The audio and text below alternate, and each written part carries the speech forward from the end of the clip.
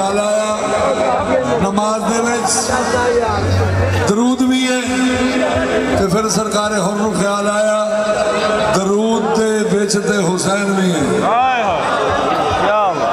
ते दिल ते ज़हन साफ हो गया ते आपने यजीद की फौज नूं इमाम हुसैन का तारफ कराया। इमाम हुसैन के ख्याम में बुलाया तो दूसरी फौज ने आख्या किधर चलने उन्हें आख्या मैं चलना मदीने वाले वाल। उन्हें आख्या वो जेडे 3 दिन के पैसे ने उन्हें आख्या नहीं वो तो हौजे कौसर के मालिक ने। उन्हें आख्या उधर जाके कतल होनी उन्हें आख्या सर बचाना मौत है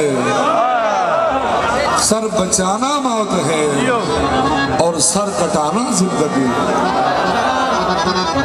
तो सरकार हुर ने इमाम हुसैन के खेमे वाल इशारा करके यजीद की फौज नूं तारफ कराया। मुस्तफा